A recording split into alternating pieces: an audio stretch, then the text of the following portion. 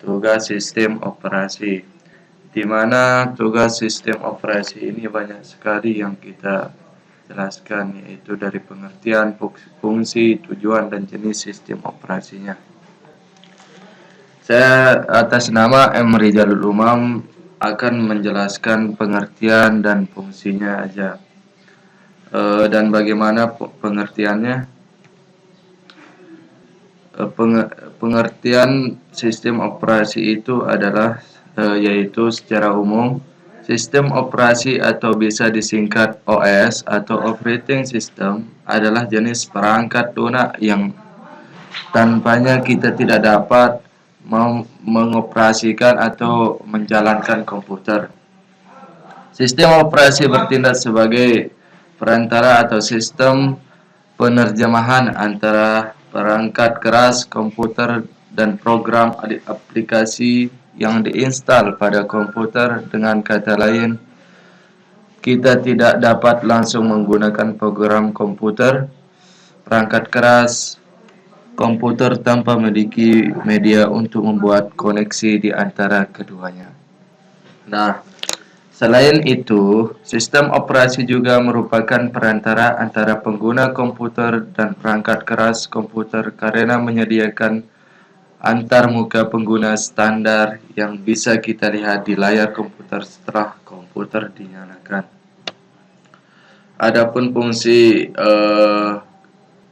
sistem operasi itu ada 12. Yang pertama, manajemen memori.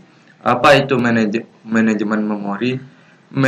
Manajemen memori itu adalah sistem operasi mengelola memori primer dan sekunder seperti RAM, ROM, hard disk, pendrive, dan lain-lain. Ia memeriksa dan memutuskan alokasi dan dealokasi ruangan memori ke proses berbeda ketika pengguna berinteraksi dengan sistem. CPU seharusnya membaca atau menulis operasi dalam hal data ke dalam RAM. Setelah program ini dihentikan, area memori kembali bebas dan siap untuk dialokasikan ke program lain oleh OS. Yang kedua adalah manajemen prosesor. Manajemen prosesor itu sistem operasi memfasilitasi manajemen prosesor, di mana ia memutuskan urutan proses untuk mengakses proses serta memutuskan waktu pemroses yang akan dialokasikan. Untuk setiap proses selain itu, OS berfungsi untuk memonitor status proses, membebaskan proses ketika suatu proses dijalankan, kemudian mengalokasikannya ke proses baru. Yang ketiga, manajemen perangkat keras. Manajemen perangkat keras adalah sistem operasi juga berisi driver untuk mengelola perangkat. Driver adalah jenis perangkat lunak terjemahan yang memungkinkan sistem operasi untuk berkomunikasi dengan perangkat. Untuk perangkat yang berbeda, biasanya memiliki driver yang berbeda juga karena setiap perangkat berkomunikasi dalam bahasa yang berbeda.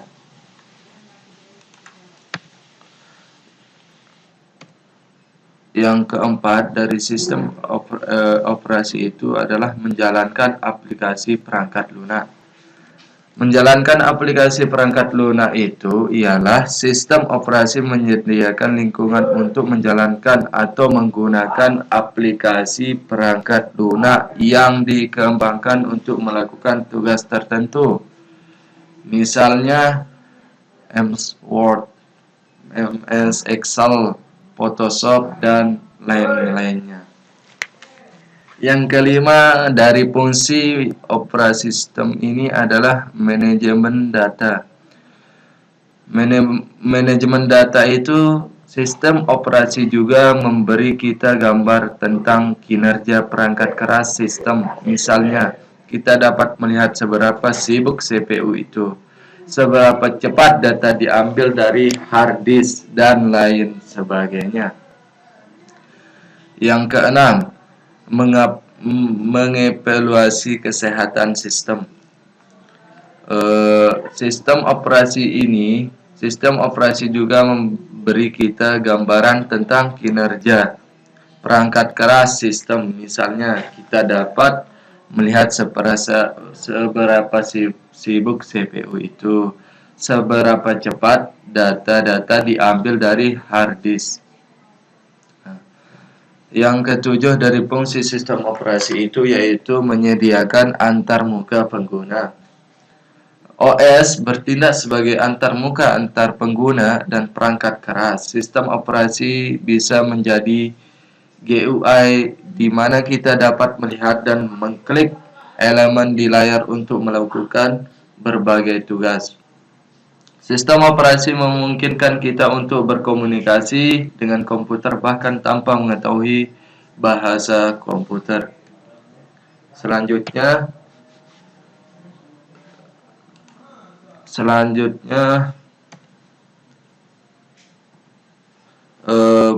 fungsi dari sistem operasi itu adalah manajemen I/O.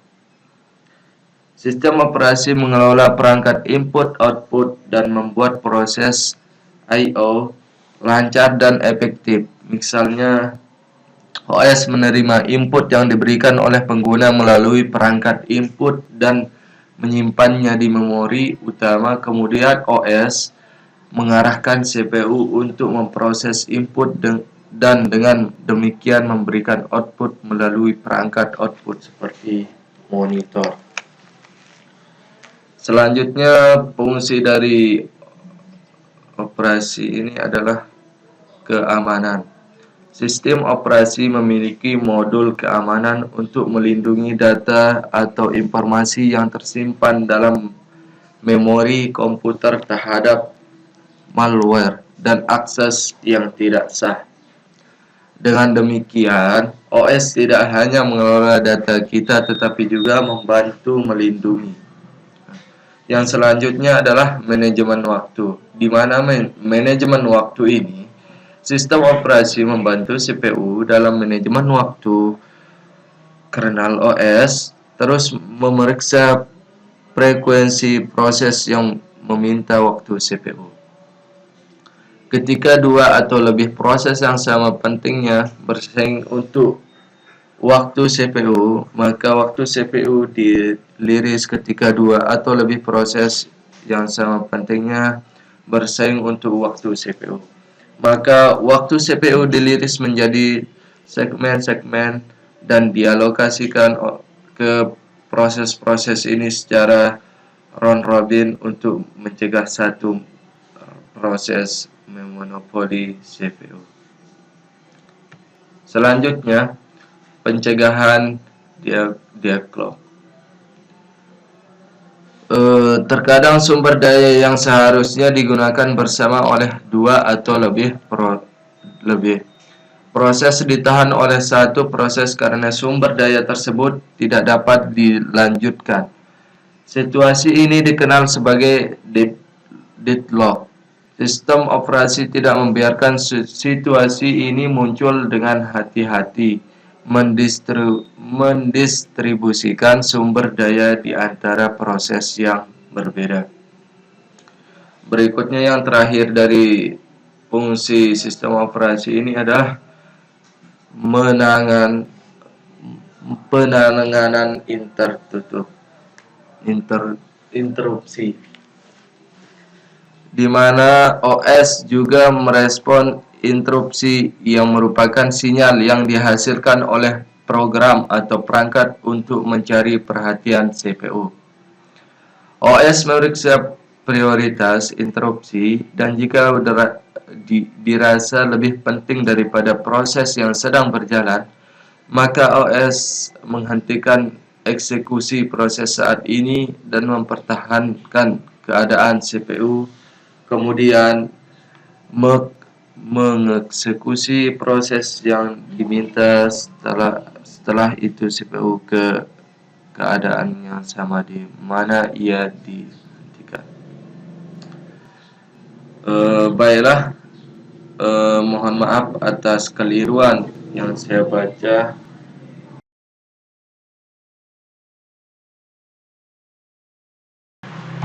Selanjutnya yang akan menjelaskan tujuan dan Baiklah, Assalamualaikum warahmatullahi wabarakatuh.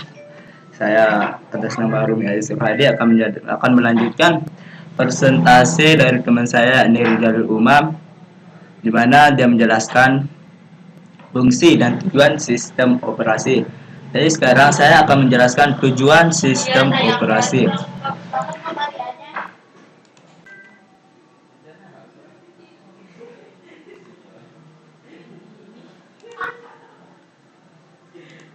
Baiklah teman-teman, saya akan menjelaskan tujuan sistem operasi.